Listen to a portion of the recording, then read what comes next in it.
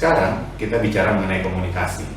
Banyak orang tahu bahwa komunikasi itu adalah menyampaikan pesan dari satu orang ke orang lain. Tapi pertanyaannya, berapa sering kita mengalami miskomunikasi?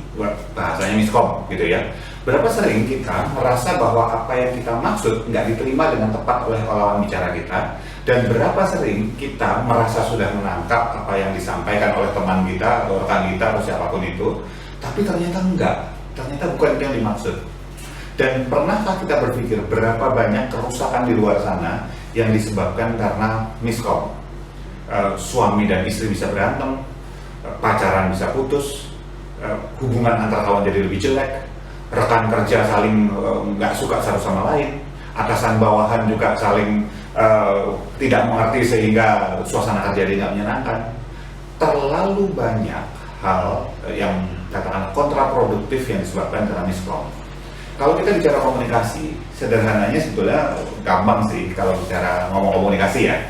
Komunikasi itu bukan ngomong, komunikasi itu bukan kita ngasih tahu seseorang dengan kata-kata, bukan. Lebih dari itu, komunikasi adalah sesuatu yang sifatnya lebih menyeluruh, komprehensif. Apakah itu dari kata-kata yang terucap oleh mulut kita, bahasa tubuh yang kita lakukan ketika kata-kata itu terucap, intonasi suara tinggi rendahnya kata-kata tersebut diucapkan, dan bagaimana seseorang itu katakanlah berekspresi ketika mengucapkan kata-kata itu beda banget loh. Kata-kata penolakan misalnya, kata-kata enggak sama kata-kata enggak, itu beda kan. Kata-kata kita menyebutkan bahwa mau itu dengan senyum, dan mau sambil seperti ini, itu beda loh artinya. Jadi itu satu kata aja bisa beribu makna. Nah, komunikasi adalah sebuah kondisi ketika kita menggabungkan semuanya menjadi sebuah faktor-faktor yang kita masukkan di dalam persamaan. Maksudnya apa sih? Maksudnya ketika kita berkomunikasi itu banyak sekali hal yang perlu kita pertimbangkan selain kata-kata tadi, tapi juga bagaimana kata-kata itu diucapkan, bagaimana kemudian gerak tubuh dan sebagainya. Itu baru komunikasi verbal dan non-verbal. Ya, ada juga kata kalau kita bicara mengenai konteks. Konteks itu artinya adalah ketika kita bercerita atau kita menggunakan sebuah analogi di satu kondisi, di kondisi lain juga bisa beda. Tapi intinya gini, manusia karena punya background psikologis dan punya background psikologis yang terbentuk oleh katakan pengalaman masa kecil, lingkungan sosial, pemahaman tentang sekeliling, pendidikan dan lain sebagainya, maka yang kita asumsikan sama untuk satu orang dengan orang lain itu bisa berbeda. Ketika A menyampaikan pesan pada B, bisa jadi caranya beda dengan C menyampaikan pesan pada B. Dan ketika B menerima pesan dari A, walaupun dengan cara yang sama persis dari B, C menyampaikan pesan dengan pada B, bisa juga ditangkap dengan cara yang berbeda. Jadi di sini kalau kita bicara komunikasi, ada 3 faktor penting yang perlu kita garis bawahi. 1, mengenai komunikasi verbal dan non-verbal, itu kita garis bawahi. Kenapa? Karena bisa jadi seseorang mengatakan iya atau mengatakan tidak, bisa jadi sebetulnya sebenarnya bukan itu. Saya mengajak teman-teman semua untuk melihat bahwa ketika berapa sering kita ya mau bilang enggak tapi yang keluar iya. Gitu, ada teman pinjam duit, saudara pinjam uang, kita mau nolak nih karena uang kita ya pas-pasan gitu ya, ada duit gitu ya. Tapi lama-lama ngobrol itu jadi gak enak karena teman lama, karena saudara ini bapaknya misalnya pernah berbuat baik pada bapak kita gitu, jadi gak enak awalnya. Sekali lagi, coba kita tanyakan pada diri kita sendiri, gak usah orang lain. Berapa sering kita ingin bilang enggak, padahal kemudian jadinya bilang iya, dan sebaliknya, ya bilang iya padahal bilang enggak padahal sebenarnya kita pingin gitu. Ya itu 1, verbal dan verbal. Yang nomor 2 yang perlu diperhatikan dalam komunikasi adalah persepsi. Orang berhak loh beda persepsi. Orang berhak loh punya pemahaman yang berbeda tentang satu hal yang sama. Misalnya, gampang, warna. Ada orang, wah warnanya merah, keren. Sementara yang lain, enggak, merah itu kan ini terlalu terang, terlalu nyala, terlalu silau. Enggak, yang satunya bilang enggak keren, terus satu bilang enggak silau, yang satu bilang keren silau, terus berantem. Poinnya apa?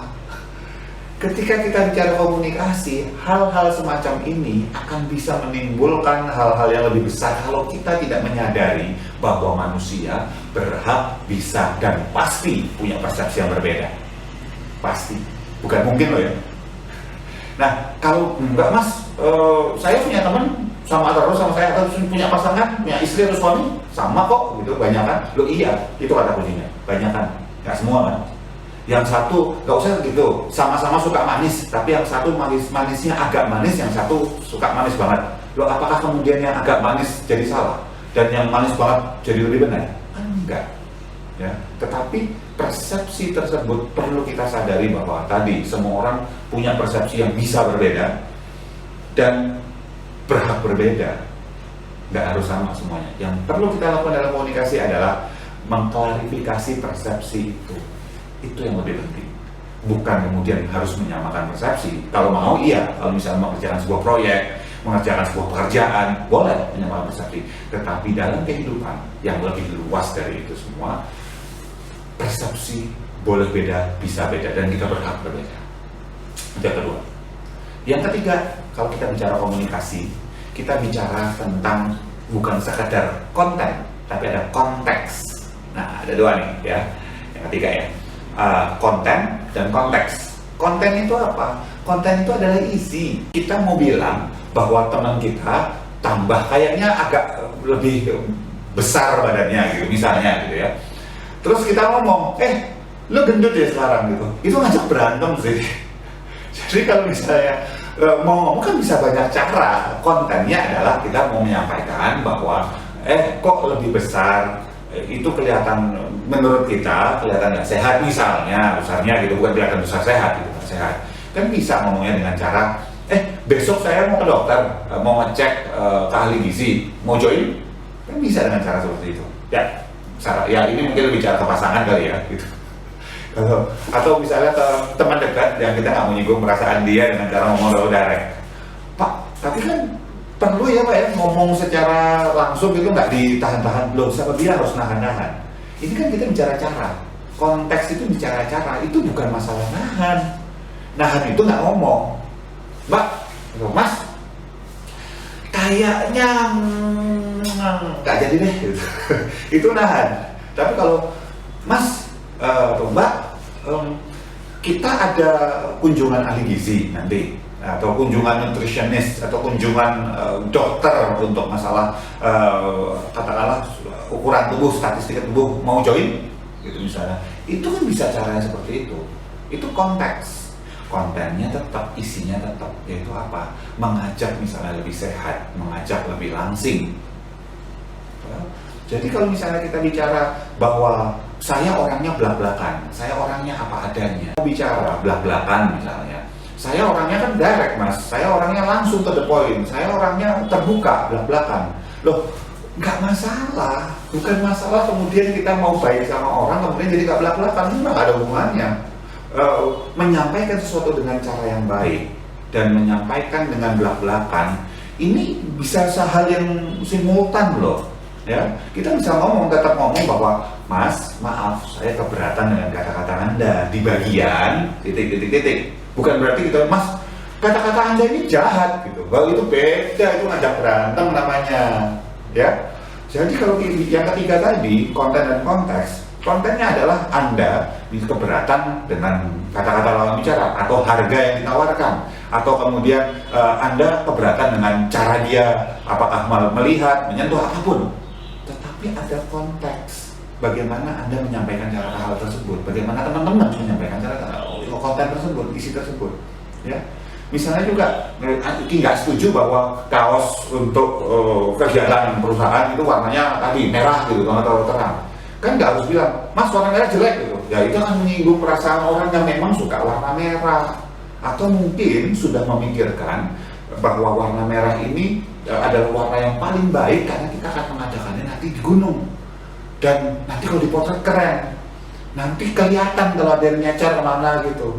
kan bisa jadi sudah ada pertimbangan itu. Ya, balik ke nomor 2 sih, persepsi. Ya. Nah, kemudian tadi yang kita bicara konten dan konteks, kan bisa sampaikan, Mas, ini pertimbangan warna merah ini dipakai kenapa ya? Karena buat saya ini warna terlalu terang. Sama aja belak-belakannya, sama aja ngomongnya, tetapi dengan cara yang lebih smooth, lebih proper, lebih baik lah, seperti itu. Jadi sekali lagi, bukan berarti kita merasa diri kita belak-belakan atau directional gitu, directive gitu, atau langsung misalnya terbuka. Bukan berarti kita berhak kemudian serta-merta menyakiti orang lain dengan kata-kata kita yang tidak kita atur, kan gitu. Nah, kalau misalnya kita bicara tentang komunikasi, menurut saya untuk awal dasar ini semua adalah pemahaman mengenai 3 hal tadi. Nomor 1, bahwa komunikasi kita ada yang verbal maupun non-verbal, kata-kata maupun yang bersama kata-kata tersebut tadi, ekspresi wajah, gerakan badan, dan sebagainya. Yang kedua adalah sadari bahwa kita punya persepsi, sadari bahwa persepsi kita bisa, boleh, dan pasti berbeda antara satu dengan orang yang lainnya lagi. Dan yang ketiga, kita bicara mengenai konten dan konteks. Kita bicara bahwa ada isi dari materi yang ingin kita sampaikan dan bagaimana cara kita menyampaikannya lewat kata-kata yang diatur tersebut. Itu adalah konteksnya. Oke teman-teman, ini adalah sekelumit sedikit tentang komunikasi. Dan semoga bisa membawa perubahan hidup kita ke jalan yang lebih baik, ke arah yang lebih maju. Sampai ketemu lagi.